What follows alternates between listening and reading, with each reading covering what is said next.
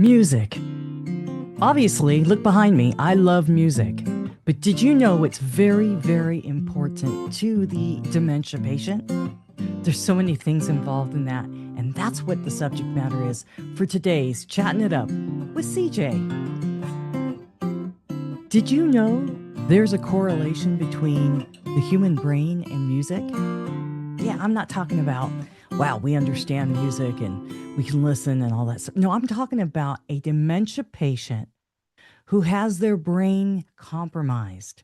See, what people don't realize with dementia, your brain has different sections that do different things. Now, when you have dementia, it affects different parts of the brain. Different parts of the brain die off or are injured. Either way, it affects the way you function, the way you think, and what you can do. Music actually resides like a memory bank in different parts of the brain. So if you have frontal temporal, it's here in the front, right? I believe, don't get me wrong, I'm not a neuroscientist, but I believe it has something to do with creativeness and your emotions are in the front. But music inhabits different parts of the brain. So even if you have FTD of music that are stored in different areas, like a favorite song isn't just filed away in a single drawer of the brain, if you will. It's scattered across many prefrontal cortex. I'm reading this now because I don't, again, I'm not a neuroscientist. The hippocampus and the amygdala. Now, they all hold pieces of music. And that's the amazing thing about it. When the disease has taken away different parts of the brain, you could still have the gift of music in dementia stored in other places of the brain. And what it is, it's kind of like a little gift. When you have music resonating with a dementia patient, you'll find out that they can function. It's really amazing. I experienced that with my own mother. My mom was diagnosed with dementia. She never went to a neurologist to find out just how far advanced she was or what type of dementia it was. But I knew it was mild cognitive impairment. Mom is still able to converse with me. She was able to have moments of clarity and then complete confusion. Silly things.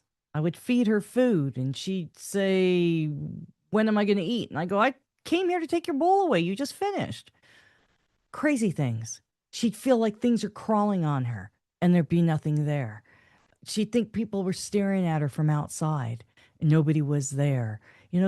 So she had evidence of dementia and different types of dementia. However, it never was constantly there for me to be concerned with a type of aphasia or frontal temporal dementia or Alzheimer's, where you completely forget everything, where you just, you get silent or you get angry. She wasn't really that. She was a little bit everywhere. But with that being said, because music is so big for me, I was able to share the gift of music, as was my sister. My sister would put her in a car and they would drive around. And when they would drive around, they would put on Neil Diamond or Simon and Garfunkel, music that she enjoyed to listen to. And my mom would belt out the lyrics. I was witness to it myself. I was like, "Oh my gosh, Mom, we're listening to Whitney Houston and you know every stinking word." She knew the melody, everything. Perfect. She knew the words better than me. But everything is tucked away. Everything else, her cognitive functions, or the just things would be like compromised. But music, and that's the amazing thing about music. A person living with a late stage dementia who can't even say their own name or remember it may be able to remember every single word of a song that they may have heard in 1958. And I'm happy to say that I would grab one of my acoustic guitars and I would be next to mom's bed and I would just play music. Didn't matter to me what it sounded like, if I made mistakes or not. But I got my iPad out and I got I made a playlist of songs that she would be familiar with, that I knew from growing up, that she would enjoy, and I would just play them. Again, I had to get over myself if there were any mistakes or if it was, I didn't want to sound perfect. I wanted to create a sound that she was familiar with.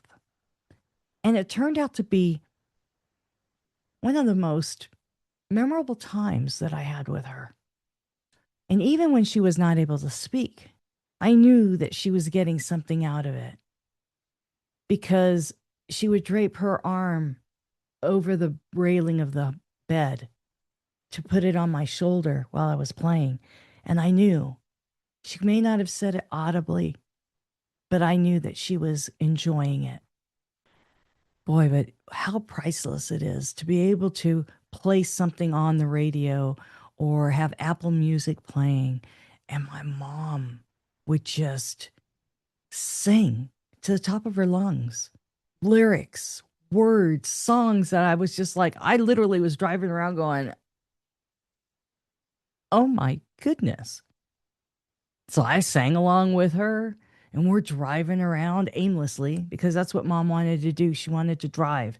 So when I was still able to, I was able to carry her into the car and we would just drive. She goes, where are we going? I go, I don't know. Let's just drive. Let's see what we find.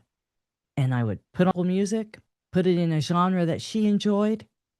And we had the best time. We would drive around for a few hours and she would be singing and she'd stop and she'd look at me and I'd be driving and I'm just keeping my eye on the road, just driving. She'd look at me and go, oh, Carolyn, I just love this. She'd say it in Dutch. Oh, meis, ik geniet van dit. I miss my mom's love of music. I make reference to that in other videos, how my parents, they loved music. It's not surprising that I love music too. But now it holds something special to me. Now it holds something different, sacred. And I don't understand it, but I appreciate how the brain works because not everything was lost. So my tip for you, for every caregiver, find out what kind of music your loved one grew up with. Then at least you have an idea what genre of music they would normally listen to. And then if you're having difficulty, say, bathing or dressing or doing transition type things with your loved one as you're doing the caregiving, play that music during those difficult times because it'll distract them from what you're trying to do. And the focus won't be in the frustration of trying to do what you need to accomplish. It makes it more pleasant for them. It might help. Another thing is sing along with them. I did. Yeah, I may not be the best singer, but I was to my mom. And my mom was pretty good too. And you know what amazed me is in listening to the music, mom wasn't just singing the melody, she was harmonizing. And I can actually say, growing up, my mom used to sing all the time. We're not the best singers, but I heard mom harmonize growing up. And I was intrigued with harmony. To this day, that's what I enjoy doing. I love harmonizing. But don't worry about how it sounds. Sing along with them. Encourage them. I think what you should do is just enjoy the moment. Watch what happens when you try these things with your loved one. It's not a miracle. It's actually science. It's understanding how the brain works.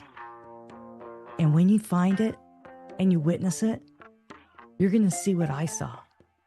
You're going to see the beauty in the creation of our brain, the creation of our body and how it functions. It'll sear in your memory something so beautiful never leave you. And with that, I say be blessed and always take good care of yourself. And I'll see you in the next video.